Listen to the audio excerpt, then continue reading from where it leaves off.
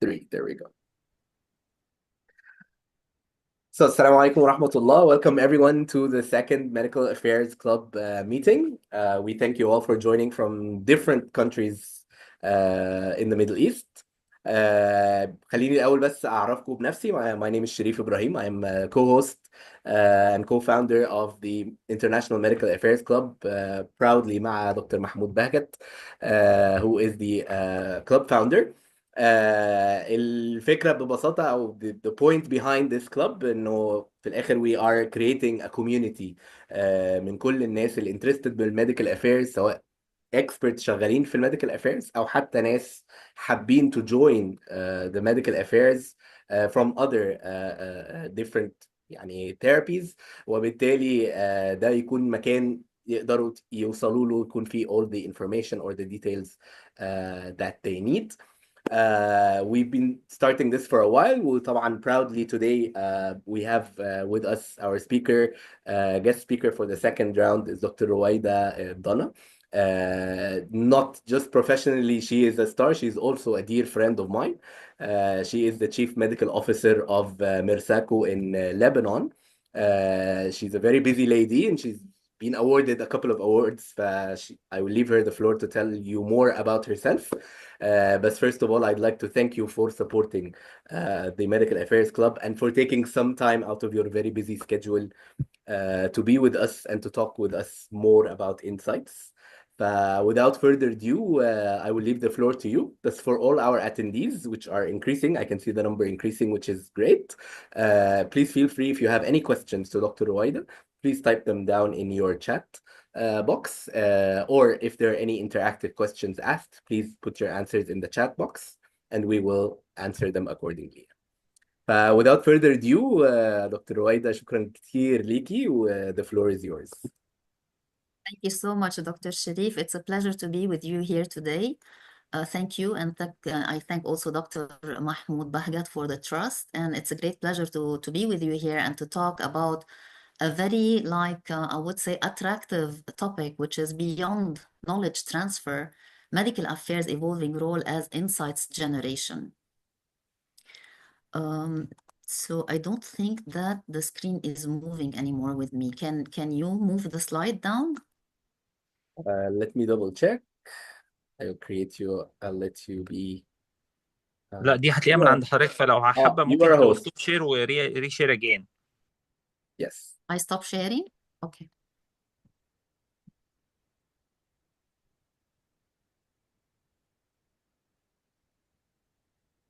تمام.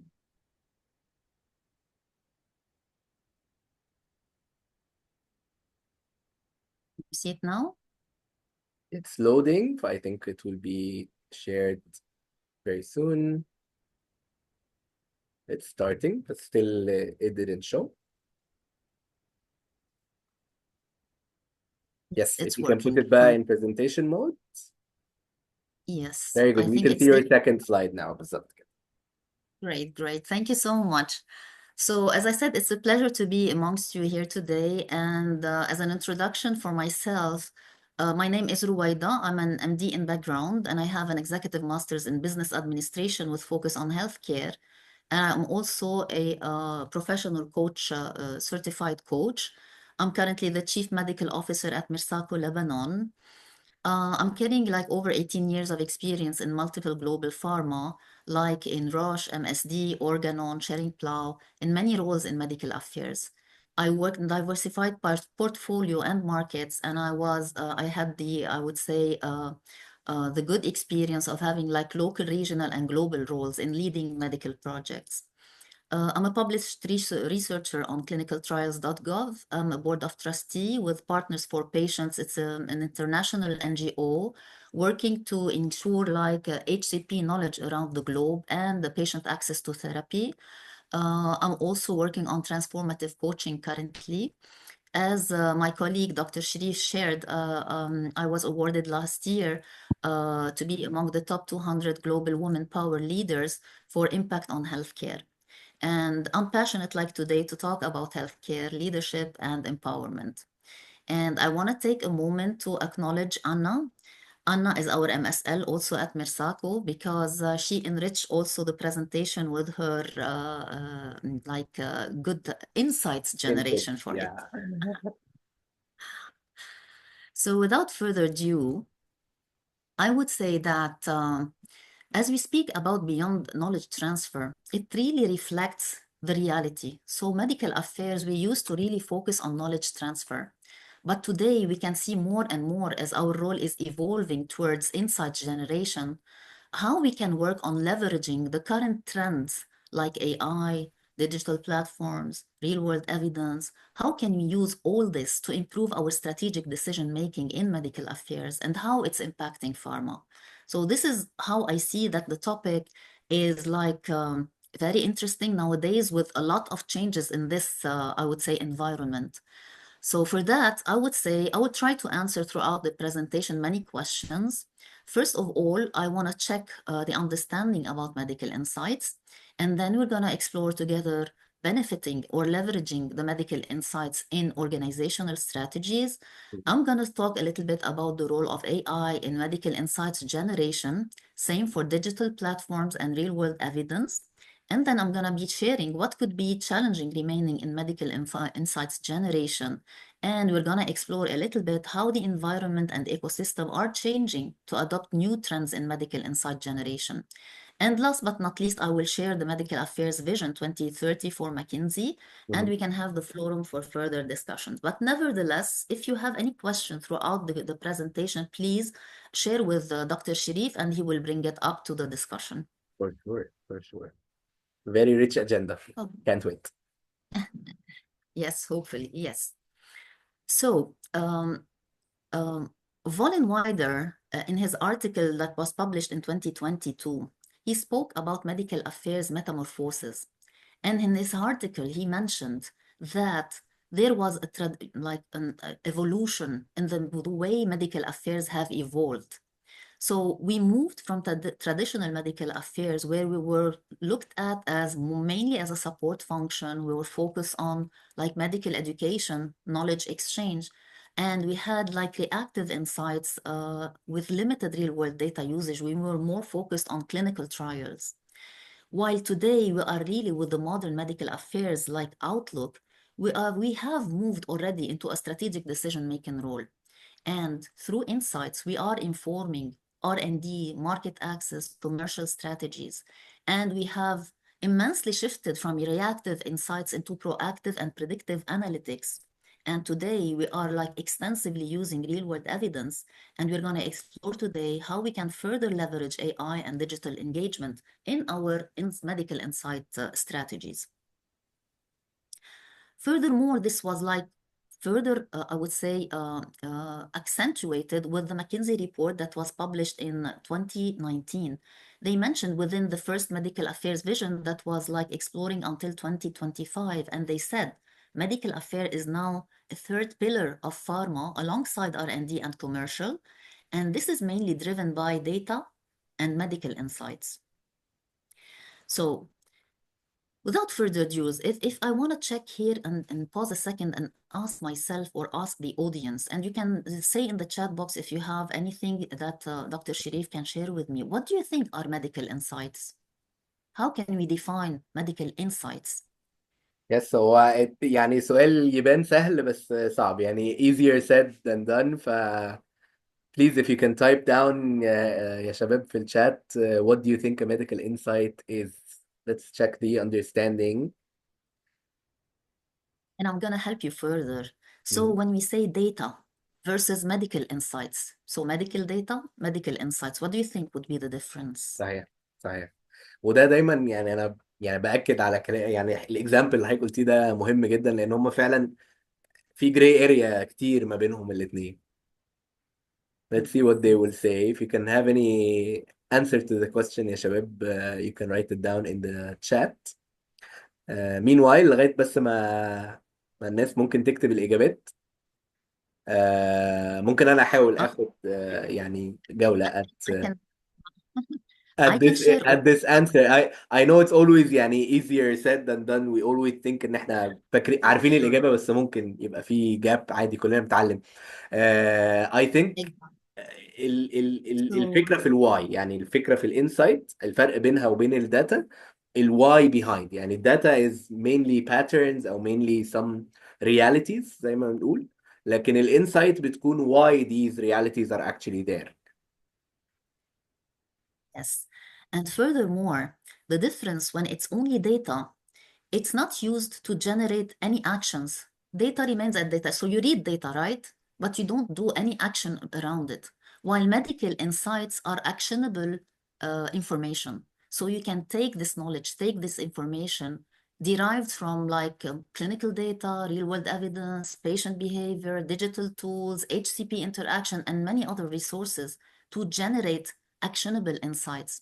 This is how pharma companies have a deeper understanding of external therapeutic environment. So it's helping us shaping the strategy. So if we look at data alone, it doesn't mean anything because we're not doing our analytics and we're not doing our insights and we're not feeding our strategies.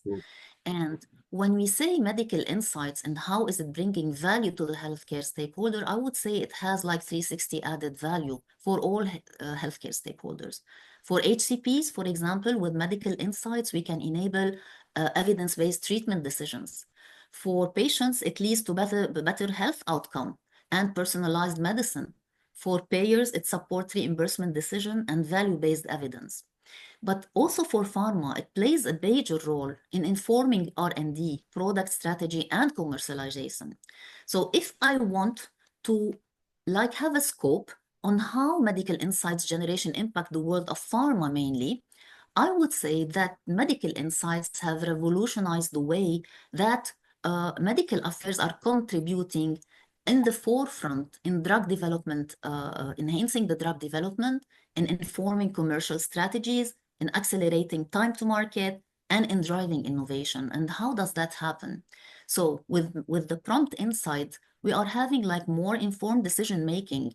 So insights are guiding selection of therapeutic targets and can inform clinical trial designs. As well, good insights can help us have good risk mitigation plans. So with good insights, we can have early detection of any indication of potential challenges, and it allows us to have like proactive adjustments.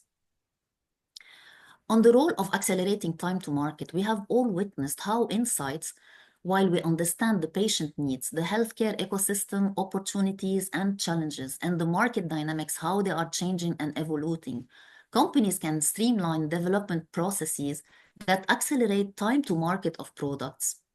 Same for commercial, I would say, strategies. Having good insights and having the strategies behind them can create a kind of a market alignment. So insights into how HCP's perspective are seen, how patient experience are being. So this enable us tailor more marketing strategies, ensuring that our products are meeting the market demands. So it's purely with insights, with understanding the environment, with understanding our stakeholders, with understanding the gap and the need that we can create and tailor good solutions for that. And in that aspect, I would love to stop a second and say that in medical insights, there have been a huge transformation in driving innovation. And mainly when I say innovation, I'm really looking into like identifying unmet needs, like engaging with patient and HCP, uncover gaps.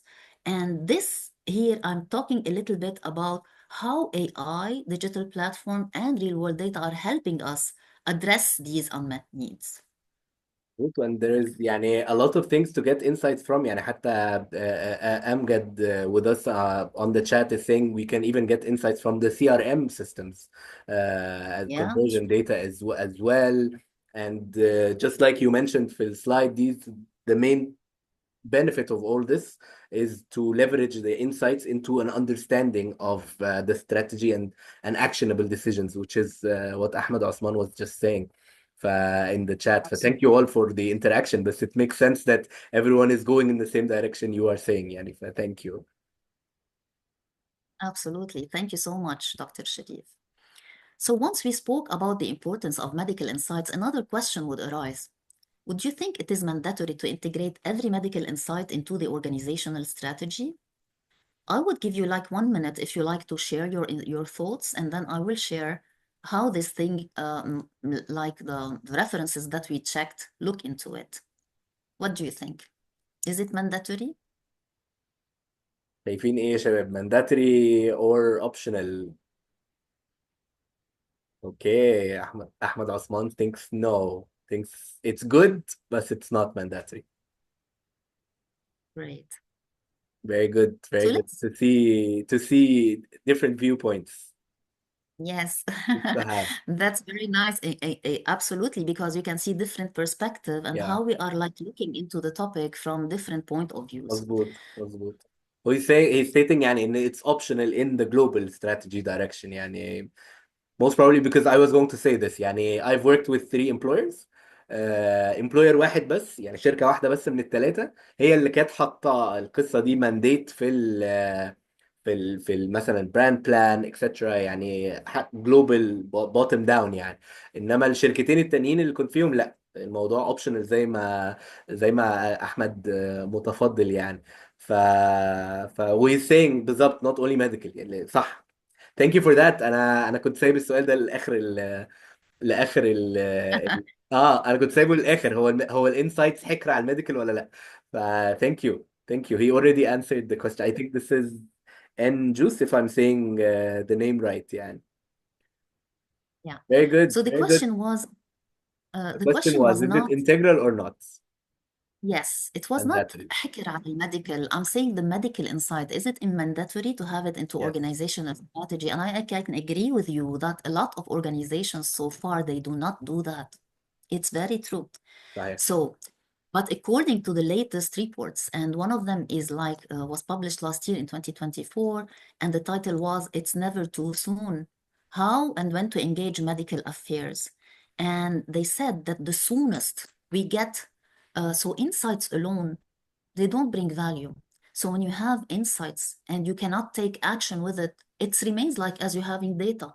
But once you have some insights that can guide your strategy to resolve a solution, to bring a solution to your like clients, to your customers, to your patients, to your governments, this is when it's really mandatory to take into account the medical insights. And when I say that, I don't mean that it has to be a positive insight. Sometimes we have some negative data, and this also we need to take it into consideration. And to do so, this report is saying that it's really mandatory to have like cross-functional collaboration early on. And this is encouraging collaboration among all stakeholders to ensure that insights are effectively understood, utilized across the organization, and then align how to use it, when to use it, and where to use it. But again, the Base Life Science in their article also last year, Managing Medical Insights and Navigating Challenges and Implementing a Robust Medical Insight Framework in Medical Affairs, it comes from what you have just said. Because so far, some people are bringing insights, but organizations are not prioritizing this and not including this in their strategies. And this is why this article was saying that we have to implement a robust framework. So we have to have structured processes, developing comprehensive frameworks for collecting, analyzing, disseminating insights to ensure consistency and maximizing strategic value. And here, I would say that there is a big role on the advanced technologies, because we understand today Oh, that data is becoming broader and like huge data now to look overwhelming. into. Yes, it's very overwhelming. Yes. So we do need to utilize AI and digital platform, which will enhance our ability to gather and analyze larger data sets, providing more accurate insights. Very good.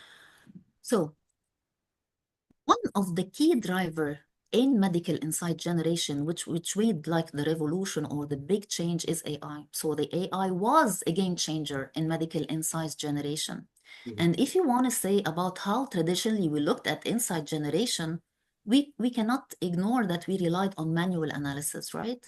And with the revolution of insight of AI in medical insights today, we can have access to faster and more accurate data, and that it helps us in more driven decision making. So how is insight, like the AI is translated? How do we use it in medical affairs insight? So it can be used as data processing and pattern recognition. And with that, I mean that AI can process millions of data points in real time. Predictive analysis allowing pharma company to anticipate treatment responses, disease outbreak, and HCP behavior. So there are multiple use for data processing and pattern recognition depending on the scope that you want to look into. The same, AI-driven natural language processing, which allows computer programs to understand written and spoken human language. It's extracting insights from unstructured data source, including scientific literature, HCP notes, and it's helping into like facilitating like in a kind of a chat format, complex questions into very easy styles, and AI can help like recognizing these data and like collecting these data and analyzing these data. And this is also moving towards more and more into automating insight generation and reporting. And Dr. Sharif was asking about examples. So how do we see these examples? I'm going to share a couple of examples with you today. So again, this stopped, sorry, moving the screen. Yes, it's moving, Sharif, at your end. We're still at slide number 5, role of AI. Now it moved. Yeah, the robot in the middle. Yes, thank you so much. So these are examples of how AI medical insight generation are used. So today you can see that in many hospitals, in many institutions, they are using a kind of generative AI post-operative reports. So this facilitate like example here, we are throwing examples. So there are, I know that many of you would know different type of AI tools, but this is, for example, giving a technology for heart rhythm analysis post-op.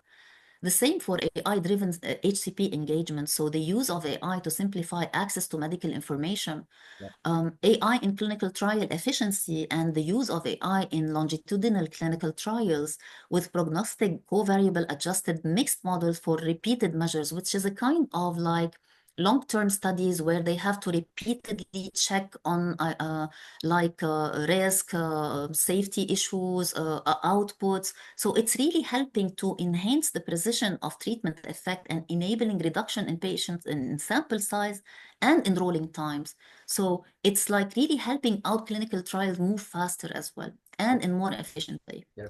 So AI assists the summarization of scientific literature with tools that leverage like large language models for searching literature and assisting academic writing. So we have also experts in AI, by the way, in the room. And later on, if anybody is interested into more details or technical issues, I'm going to introduce them to you and they can help you with any kind of questions that you may have. Very good. طيب أنا خليني يعني أنا معلش هتدخل هنا برضو. I have a question يا دكتور رويدة. I think أحمد عثمان shares the same question with me. يعني أنا my question يعني I'll give you برضو a minute to take your breath. My question, and Ahmed has 2 inputs برضو. My question, are we ready to work with AI on autopilot؟ يعني خلاص نسيبه هو بقى manage our things، مثلا HCP engagements, reports, summarization like you said، ولا still الhuman touch is needed؟ ده سؤالي انا. On the other hand, Ahmed's input is انه في اكيد red flags برضو على اليوز of AI، قصة البايس، قصة الترانسبيرنسي، ethics، privacy. يعني في questions عموما على AI، مش بس في الميديكال، ال AI in general يعني. how do you see those and what do you think are the disadvantages of AI? I love the questions, and it's coming in the presentation. And as I said, so if these were not answered, please bring it back at the end because they are coming in the presentation. I'll mark them. Thank you.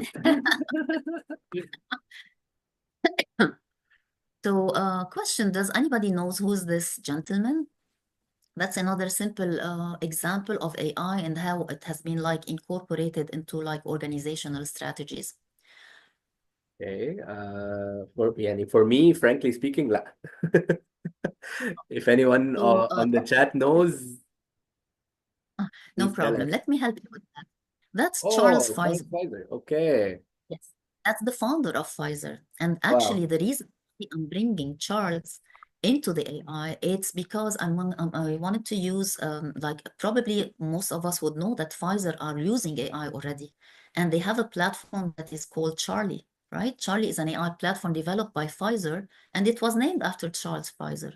So Charlie has revolutionized how Pfizer and pharma marketing in the beginning have been working. and its use is being now expanded into medical insight generation by allowing many checks, like fast checks, legal reviews, content reviews, editing content, and medical analytics. And this is coming from the report that was published last year from Charlie. And Charlie now is like being expanding in like many aspects, and is being looked at from other pharma to be like a start point where they can like step into like AI and move forward.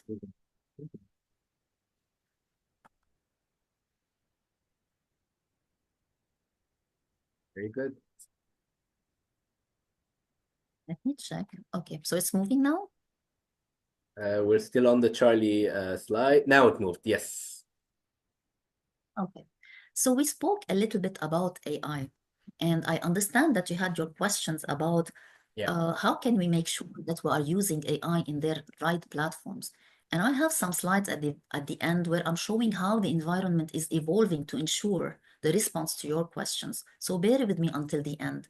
I just wanted to mention that also another, I would say, a critical factor that we are looking into through our digital platforms to enhance medical insights is like the digital platform. As you mentioned already, Dr. Sharif, you mentioned like CRMs, you mentioned a lot of other, I would say, digital platforms, but these have become integral in the healthcare ecosystem.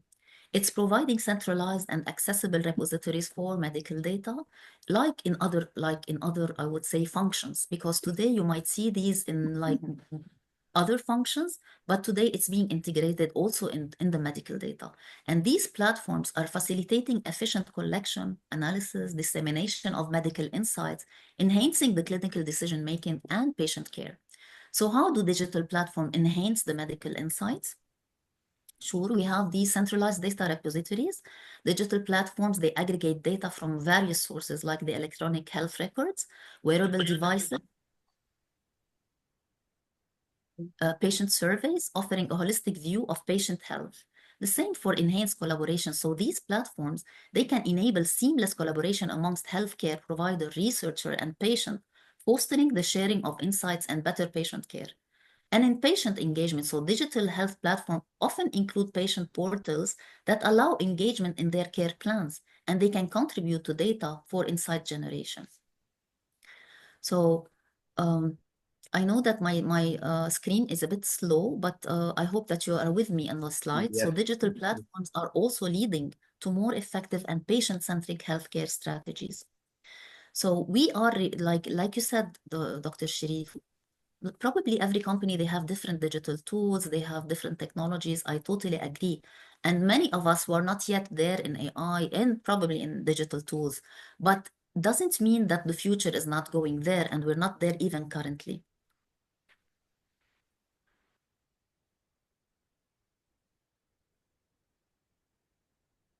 Good. Okay. This is an example of a digital platform, like in medical insight generation. Sourcero is one example. I know that there are many, but this is like a platform that is used for medical insight management. And it helps teams that can ask complex questions from medical affairs, and they can have like a kind of instantive, high quality answers responding to KOL queries faster than ever before. It's because they can like assess or assimilate large data pool, and they can like conglomerate the information and like simplify the text, which will like usually if we used to do it like manually, it would take days, and we're like late in responding and checking the data and the research, etc. Yeah. Yeah. Another way to look into that is real world evidence. I think real world evidence, most of us have experienced the shift, right? So previously, like 10 years ago, we used to more focus into clinical trials. We were like happy to have more like, I would say, post-marketing trials, like double-blind, placebo-controlled type of studies. But eventually, with medical insights, we had more ways of listening into the need of our HCPs and patients, because actually, the criteria that we have in clinical trials do not reflect what we have in real world. Yes. It's not what exactly happens in the clinic of the HCP. It's not what exactly falls into like the profile of patients that come into these clinics. And I think most of us have experienced that how real world evidence data helped us like moving from I would say controlled setting into more real world setting. And this was like giving more evidence and more, I would say, trust to the HCPs and even to the governments who are more and more relying on the world evidence into like decision making, right? So the real world evidence provide insights beyond clinical trials, right? Because this is what we're saying. It like covers more the actual patient that comes into the clinic, and it identifies unmet need. It helps understand treatment gaps, disease progression, patient behavior, right? So it strengthens the HCP and KOL engagement. I would say that this enables data-driven discussion because it reflects they can connect with their clinical practice. Not every HCP is an investigator. Not every HCP have like, I would say, can select the patient type that can come to them to implement them like in clinical trial. And this is what real world evidence have made. And this is how it improved drug development and market access by supporting regulatory approval, pricing strategies, HEOR, FDA, EMA, which are increasingly relying on real world for decision making. And real world data is also deriving personalized medicine and facilitating tailored treatment to specific group, improving patient outcomes. So we have spoken about AI, we have spoken about digital platforms, we have spoken about real world data. But as you said, there are challenges, right, in medical insight generation. With all these, I would say, advancement, there still are some challenges. So first of all, you mentioned one thing, Dr. Sharif, you mentioned the data overload. And there is a vast amount of available data that can be overwhelming, necessitating effective strategies to filter and prioritize information.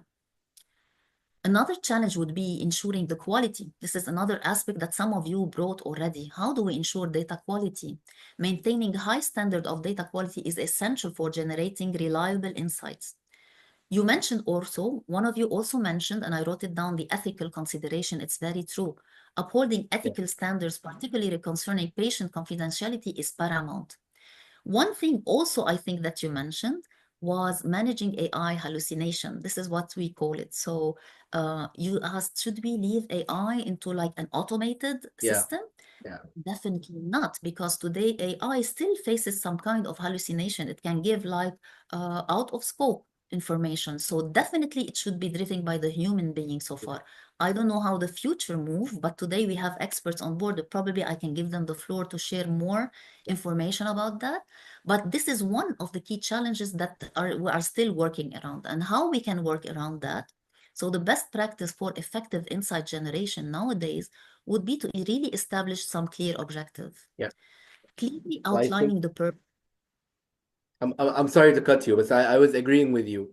Well, I think this was also a point that was raised by Ahmed Osman Mordo, the part that's related to AI is already fed by humans, so it could have some biases that it just capitalizes on, which is what you were saying in the AI hallucination that could just drift some way with a bias out of hand. يعني الموضوع يخرج برانا. ف... thank you for putting the scientific term to what I was thinking, and Ahmed already يعني capitalized on what I was saying.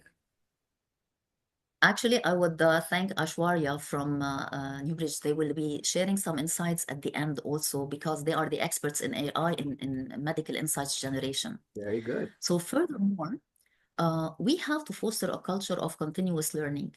So promoting an organizational culture that values ongoing learning and adaptability enhances the ability to generate meaningful insights. And here we can say, you mentioned one thing that is really very important. Not every companies are moving with the same speed into like the evolving technologies, right? We're not all moving in the same speed, but there are like we have like the profile of the HCPs that we do, right? We have early adopters, we have late adopters, right? But eventually we are moving into this culture. So the future is going there. And fostering a culture of continuous learning and building skills and capability in that aspect is needed if we want in the future really to compete in that aspect. Because as you have seen, like Pfizer and other companies are really moving into that. So this is really facilitating the work. And one more thing to establish is like having a kind of established AI policy and engaging AI roles in institutions, because we're not all expert in AI tools, right? So we need to build these skills and capabilities. We need to do them. So in answer to what you asked previously, are we ready? We're not already. No, we're not at the same level of readiness, right? So does this answer this question for you? It answered mine. So I'm good. We can keep the part that's related to Ahmed Osman until the end, and the Yes, disadvantages and the red flags. right, right.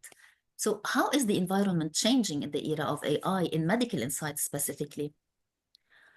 I just wanted to share this with you, and I again thank the new page for sharing this information.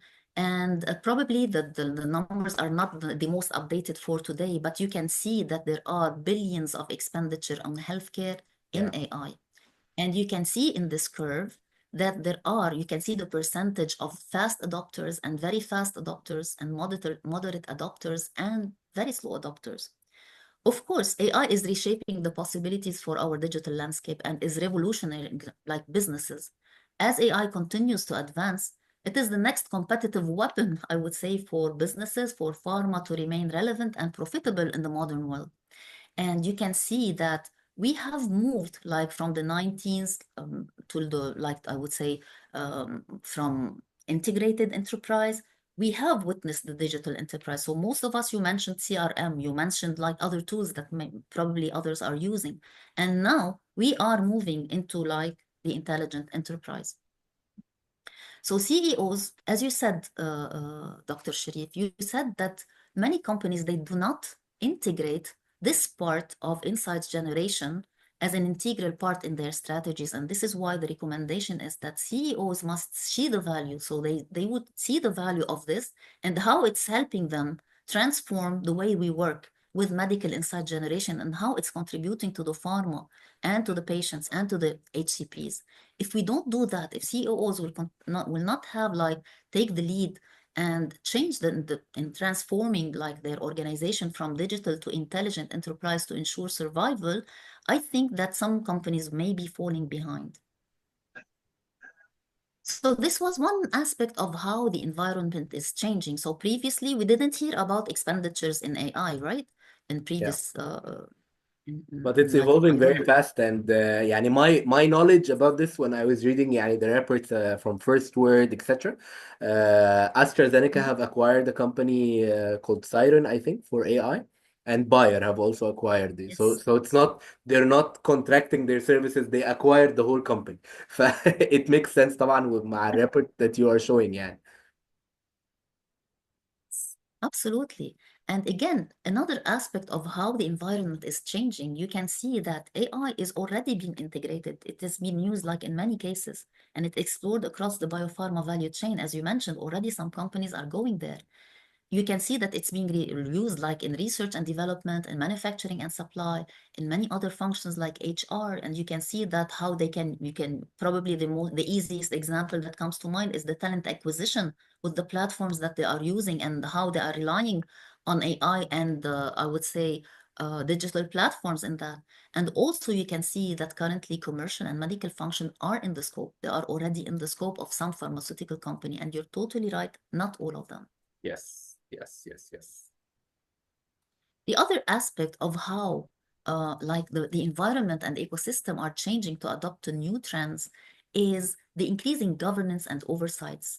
And this is my answer to you when you said, yes, we have biases, we need transparency. And you can see here, if you can check I would say the yellow box in the bottom, that global regulatory bodies are working on AI policies across safety, transparency, traceability, data biases, ethics, and human collaboration. And you can see that here the EU, they have drawn their fact in like their AI Act in June 2023. So this is not very far away. Yeah. This is why I totally understand why we're not all aware of what's going on in our environment. So it's seeking like system to respond to all what our colleague just mentioned, the Yes. biases, the transparency, you know, the same for the SDA. So FDA, they have discussed a paper also in 2023 seeking to manage risk such as biases, data used to train the ML algorithm, inaccuracies, completeness, etc. The same for the World Health Organization. So they are not shying away from AI, they are finding a way to use AI. Do you get my point? It's so right, and I was saying to Ahmed Osman that he's so right. It makes sense that his red flag was right, because the actual bodies are actually creating a regulation for it. It makes sense. Yes, but eventually, if I look into it, it's somehow like a red flag for biases, yes. But if we stop there, If it we, is a red flag for for biases, sure, if and we we can regulate use it, it. Yes. it should work. If we regulate it, if, as you said, we keep the human touch in it, we keep Yeah. the like evolving and like developing and improving and checking these biases and working around them, this is how we are really going to move forward with it. Another aspect of how the environment is changing, and all this, I'm bringing all this to you to tell you that even if today you are not aware how to use these like technologies like AI, digital platforms, real world evidence, but mainly AI, I'm telling you that the environment around us is changing and they are receptive to use it. So if we, the healthcare, the medical, I would say experts who are like leading the insights, would be at the back front of realizing this reality and act upon it, I think we will be like late adopters. And honestly, I don't see that the medical, honestly, with the mindset of like the research and understanding and evolving and developing, I don't see that we are late adopters. But yes, I agree that it doesn't come from individuals, it comes from organizations. It comes from the value that the organization would give to this aspect. But I guess it's our role to highlight how this is changing, how the environment is changing, guys. If you want us to be competitive, prepare us, right? You can see that here, even Harvard School and many other organizations today, like AUB and other stuff you may hear, they are already preparing, they are giving the skills for people to prepare for them for these I would say changes. And because this is a revolution, like the old generation, I'm talking about myself, we're not very knowledgeable about this area. So we need to build skills, right, for the coming period. Yes. And this is why I was telling you that we can shy away and telling you that yes, there are biases, yes, that's no transparency, yes, it's not happening. But at the same time, we have to look how our stakeholders are looking into that.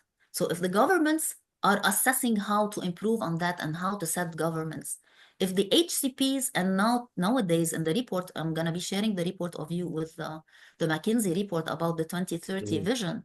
They are talking about the HCPs becoming younger and more, I would say, they like more, they are more engaged into like the new technologies and things like that. So our environment is changing, and so should we be ready for that. This is my only message for you guys here. So I've shared with you how everything is changing to like engage all this. And I hope with this I would have answered your concern, Yes. which is really relevant. But eventually, one last slide, please. I hope I'm not late. You're One last perfectly on slide time. is about the new McKinsey report, which is sharing now the vision for 2030. And this was like released like in 2023. And in here, they are talking about priorities for medical affairs. And they are insisting that medical affairs should be taking the lead. It's important for medical affairs like to become even more sharper and have more focus and bring this information, not be again, as we mentioned in the beginning, like reactive to insights. Let's drive proactively insight. This is an insight. What we're talking about today is insights. Yes. How are you gonna use it when you go back? You understand the way I'm approaching this? So yet this report is telling and is confirming what you are saying exactly. They said the journey is not yet complete, and progress in transforming medical affairs has been hindered by capability gaps, by budgetary constraints, by organizational misalignment. And this is when I'm saying it's not an individual thing, but bring the insight, put the insight to the organization, and then steer it to have an alignment and with competing priorities. Because I know that many organizations are still more, I would say, commercially driven, probably. Some of them are not, some of them are. But the ones that are really working into building the capabilities and putting the budget to work, like Pfizer, like what you said, acquiring new, a whole organization in AI, they are preparing for the future. They are preparing for the 2030 medical affairs vision. And don't forget that some reports have said that are like zillions. I have no clue how big is a zettabyte, but I understand it's very big. It's very big. Healthcare data. There's an increasing need for supportive tools to navigate timely all the data and integrating digital and analytics into day-to-day decision making. And the fast evolving landscape of data analytics and AI is already revolutioning the way medical affairs is operating. So are we in the forefront or are we in the back? I can understand that we are at a different level. We're not all there yet. I'm not sure how in the same, even within the same organization on affiliate level or like hub level, regional level or global level, how it stands. Definitely there is a variability, but as the indicator is showing, and this is clear insight, that the future is going in this direction. Yes. Did I convince you? You convinced me, وانا really it's very informative. وانا يعني يمكن يعني بضم صوتي لصوت احمد عثمان with us. It's very interactive. I thank him very much. بس the part that you said يعني the great amount of data, فانا بضم صوتي لصوت ان انا شايف AI, we can make very good use of AI as an assistant to manage all this data. يعني predicting بقى all the images, real world evidence زي ما حضرتك تفضلتي, كل البارت ده I think it's very very good to use AI as a tool to help you to manage this great amount of data, اكتر من ان احنا نعتمد عليه on autopilot في part مثلا زي HCP engagements او زي fully getting insight gathering او كده يعني, for the time being. برضو for the time being, لان احنا لو عملنا نفس الميتنج ده كمان 4-5 سنين I think كلامنا هيتغير تماما, which is what you were saying. You see, we are advanced today. Let's meet again in 4 or 5 years and remember what we said today. So in conclusion, medical insights really matters, and it's a key driver for innovation, and it is also a key driver in like guiding informed decision making in medical affairs, and it's like impacting the organizational strategies in general. I understand, as you said, not all of us are there yet, but most of us are, and a lot of us are, even on the local levels, by the way. Through AI, digital platform, real-world data, organization can generate real-time, data-driven insight that improve healthcare outcome. And I will stop here to hear from you first. And then if you have any technical issues, I can introduce the experts of AI in insight generation, and you can ask them your question and how they see it in now, currently, and in the future. It's great because I think we have a couple of experts. I think also Ahmad Osman was mentioning that he's working for a CRO that actually provides AI solutions as well, as long as along with also, I think you mentioned Aishwarya. I think she was also working in AI. So it's great to have all those. So until we have inputs from everyone about AI, I think the two parts that I have 5 questions for you from the attendees until now. So it shows that everyone was interacting with your session. The two that are related with AI, I think we talked about the disadvantages of AI. I think we talked about that, and the best way to use AI. I suggested برضو اسيب المايك لحضرتك. انا I suggested البارت زي ما احمد قال, البارت اللي related بالreal world evidence, البارت اللي related بmanaging imaging techniques, etc. Those are the best ways to use AI for the moment, at the moment. مش عارف رأي حضرتك ايه. I would say it depends on the local needs. Okay. So if you go totally, you remember in the presentation, we said we have to have a focus and like understanding of what do we need. So if this is our need, we need to focus. So probably Ahmad or somebody is focusing on real world evidence. And yes, because we in medical affairs, we're not having the same function, right? So I would say like real world evidence experts are working on these things, like imaging technologies are working on different things. For example, for me, when I look into these aspects, I look into like data that can help me, for example, in like pipelines, for example. So it's different. So it depends on the need. And I totally agree with you because you are looking into what you need. So yes, use it according to your need. Of But it course. does not mean, yes, it does not mean that there are probably arising needs or gap that in the future, probably you or me or anybody else would be having to look into. Perfect. Thank you very much.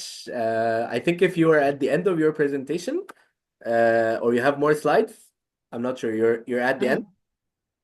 Fine. These are the references, and I Okay. just to mention for you that this is the like all this data, and we have like 18 data telling us about how insights are revolutioning the way medical affairs are working, and the vision into like how Yeah. insights are being incorporated into like organizational strategies.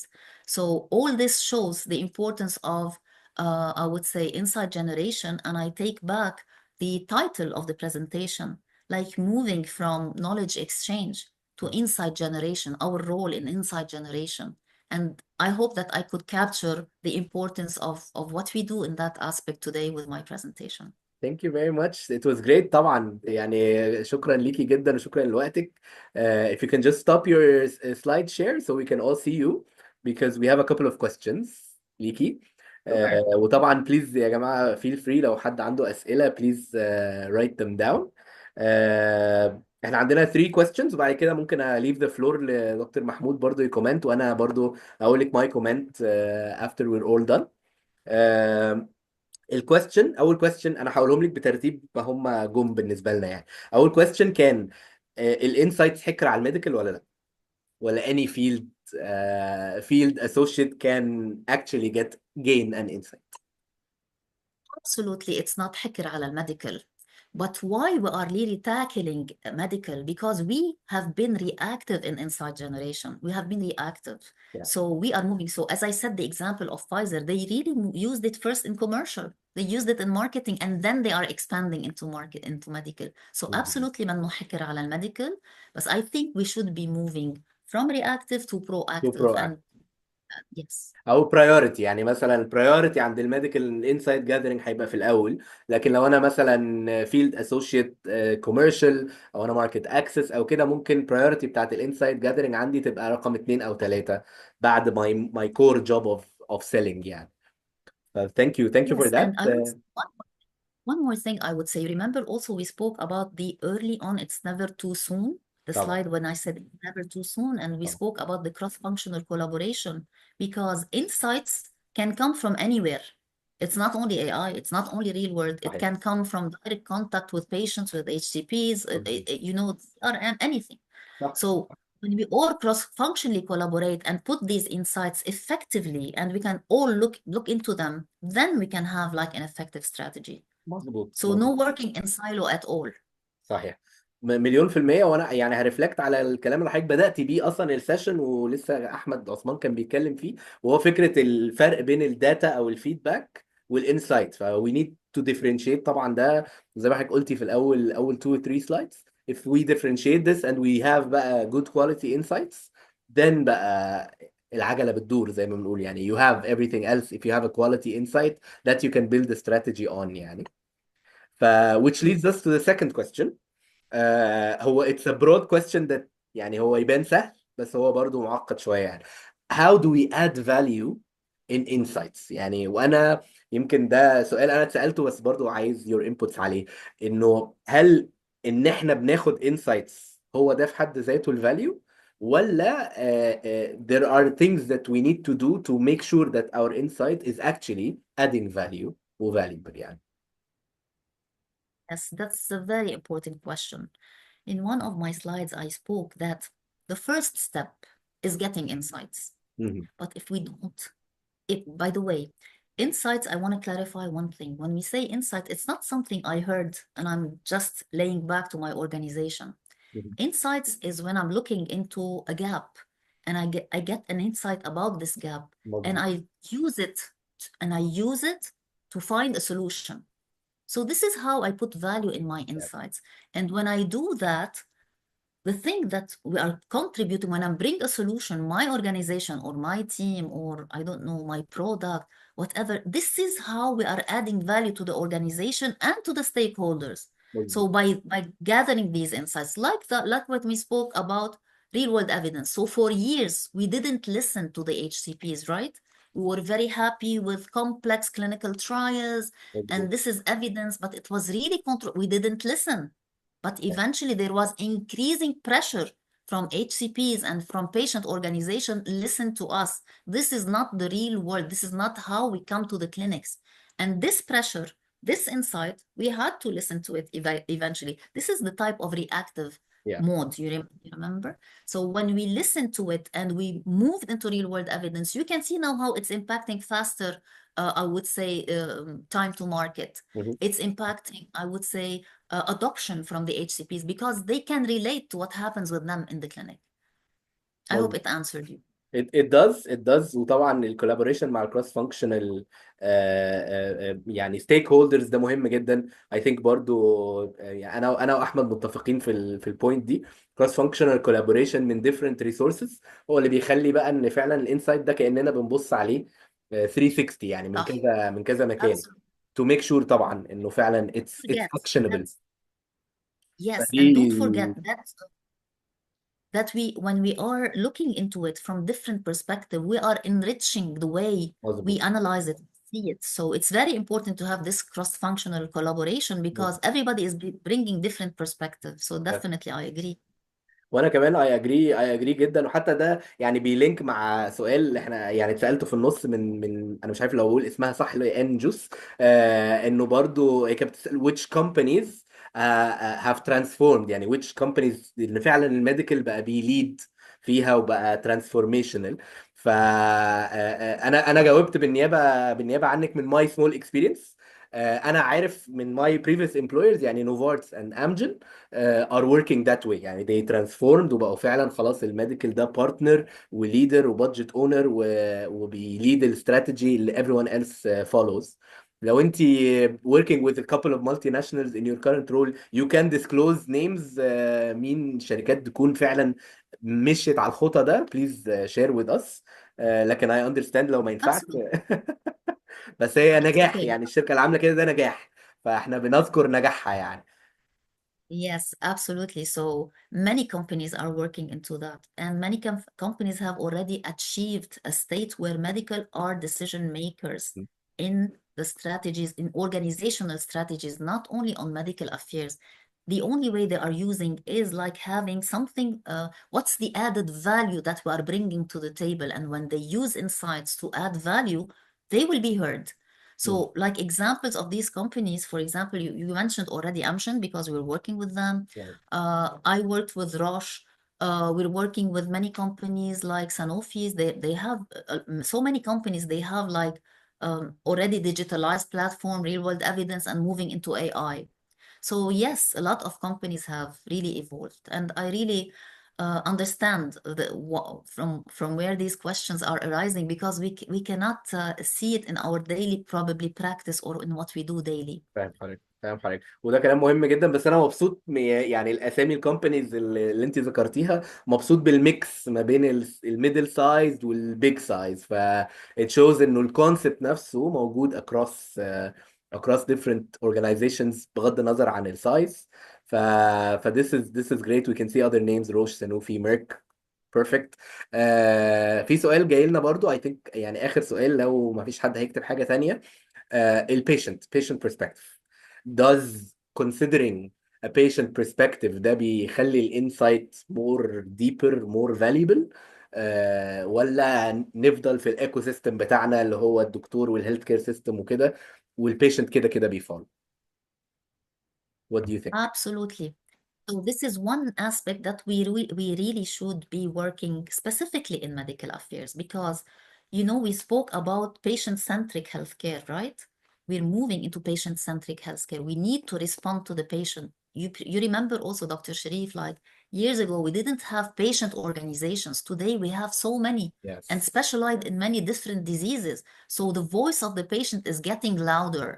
And this is, again, you see how the kind of pressure of the environment is putting into moving us from reactive into like, yes, you have to listen to us, we are there. And definitely we have to check on the patient. I mentioned one thing in the slide. One of the things that the patient are more like happy with is their capability today Yeah. to join in the decision making of their own treatment. Mhm. So they have a say. You know, this is something that have evolved. And yes, the answer to that is there. Yes. It's very important. بس هي طبعا challenging لان برضو لسه يعني احمد thankfully برضو بيكابيتالايز على السؤال، بيقول انه we don't have clear SOPs في الانتراكشن مع البيشنتس، واوقات ممكن نبقى we're not allowed يعني.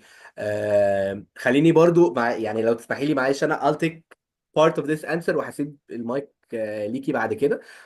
when I worked at Novartis كان عندنا جوينت اس او بي ما بين الميديكال ديبارتمنت وما بين الكوميونيكيشن ديبارتمنت، وفي الوقت ده كنت انا يعني واخد زي تشامبيون يعني از بيشنت ادفوكسي مانجر فور نوفارتس ايجيبت. وساعتها كان عندنا اس او بي كليرلي بتوضح ازاي وامتى وايه الطرق اللي وي كان انتراكت with patients. وساعتها يعني كنا لسه ستارتنج طبعا الكلام ده، مش عايز اكبر نفسي يعني، بس الكلام ده كان مثلا بنتكلم 2015 16. ف at the time كان عملنا patient advisory board.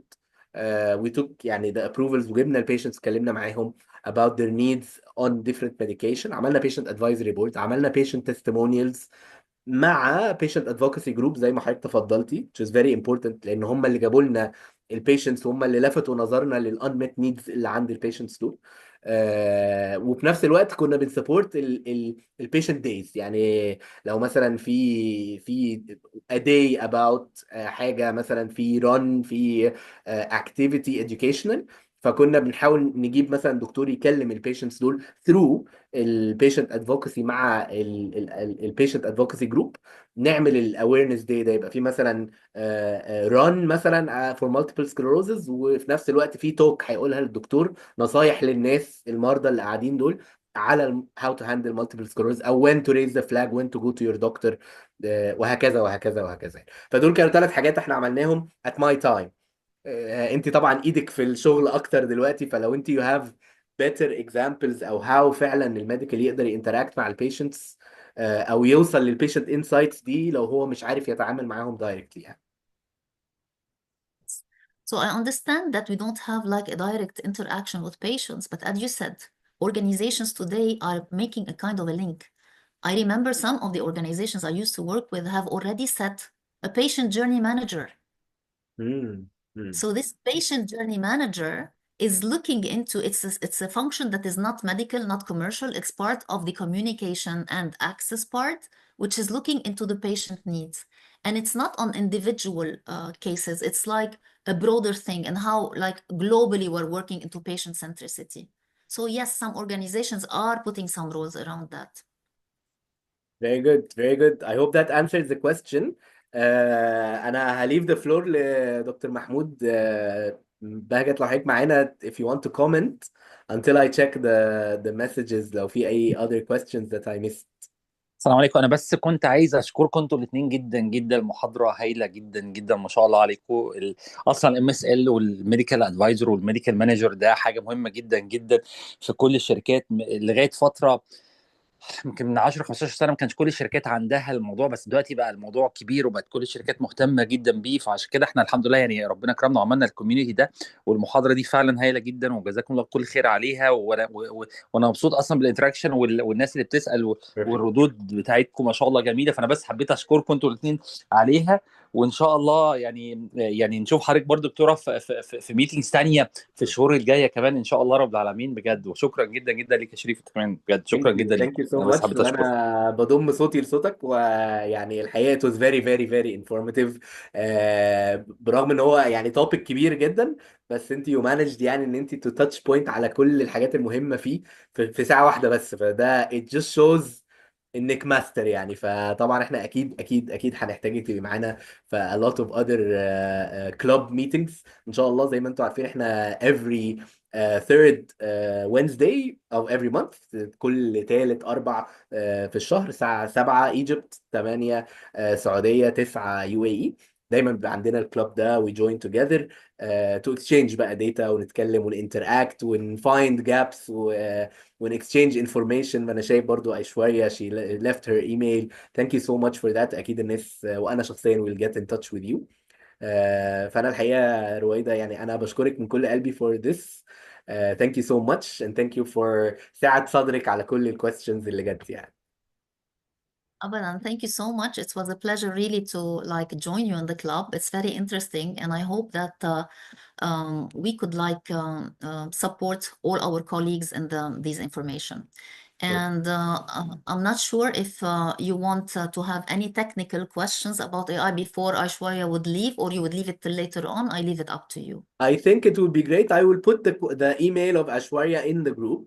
And we Great. will reach out if there's any material that we can put in the group for everyone. I think it will be great to share the knowledge مع كل الناس يعني. وكده كده ان شاء الله يعني البي دي اف بتاعت الليكتشر مع الريكوردينج will be on our YouTube channel and our WhatsApp channel, so everyone can benefit from all the data يعني. Hopefully. Thank you so much, and you have a Thank you great so evening. much and have a great evening. شكرا جزيلا. Thank you. Thank you all. We'll see you next month إن شاء الله. Bye bye.